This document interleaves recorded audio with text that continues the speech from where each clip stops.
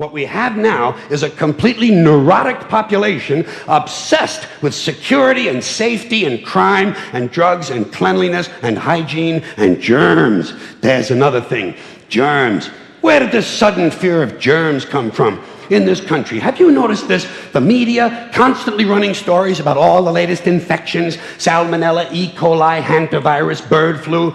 And Americans they panic easily, so now everybody's running around scrubbing this and spraying that and overcooking their food and repeatedly washing their hands, trying to avoid all contact with germs. It's ridiculous, and it goes to ridiculous lengths. In prisons, before they give you a lethal injection, they swab your arm with alcohol. It's true. It's true. It's true. Well, they don't want you to get an infection.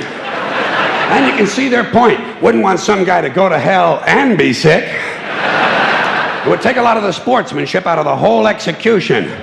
Fear of germs, why, these fucking pussies. You can't even get a decent hamburger anymore. They cook the shit out of everything now because everybody's afraid of food poisoning. Hey, where's your sense of adventure? Take a fucking chance, will you?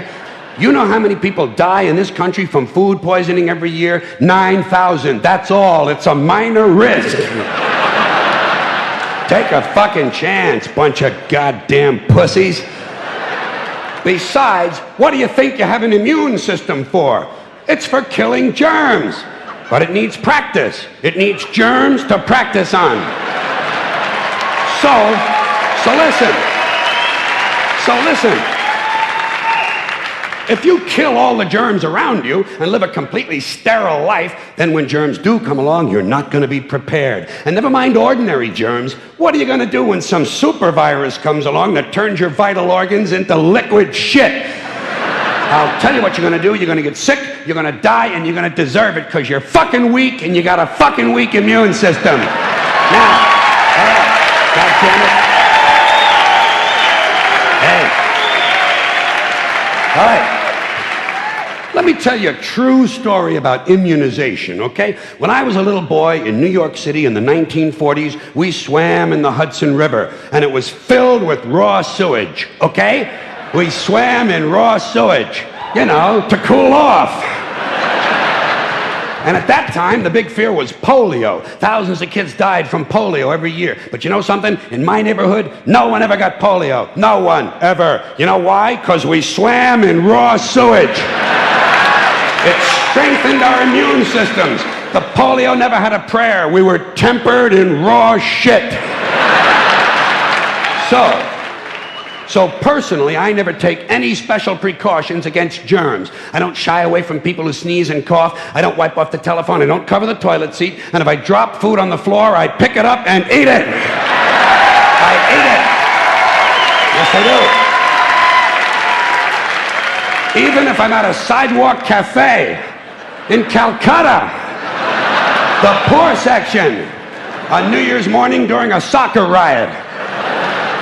And you know something? In spite of all that so-called risky behavior, I never get infections. I don't get them. I don't get colds. I don't get flu. I don't get headaches. I don't get upset stomachs. And you know why? Because I got a good, strong immune system, and it gets a lot of practice.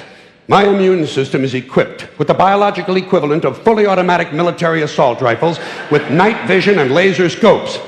And we have recently acquired phosphorus grenades, cluster bombs, and anti-personnel fragmentation mines.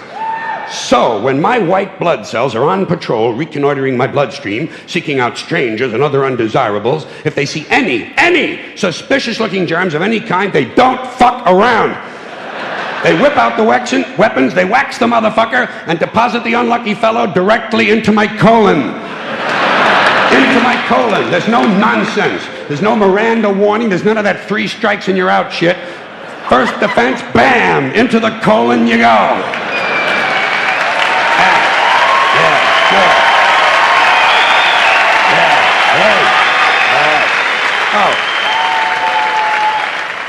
And speaking of my colon, I want you to know I don't automatically wash my hands every time I go to the bathroom, okay? Can you deal with that? Sometimes I do, sometimes I don't. You know when I wash my hands? When I shit on them. the only time. And you know how often that happens? Tops. 2, 3 times a week. Tops.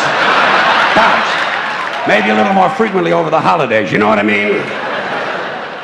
And I'll tell you something else, my well-scrubbed friends. You don't always need a shower every day. Did you know that? It's overkill. Unless you work out or work outdoors or for some reason come in intimate contact with huge amounts of filth and garbage every day, you don't always need a shower. All you really need to do is to wash the 4 key areas. Armpits, asshole, crotch, and teeth. Got that? Armpits, asshole, crotch, and teeth.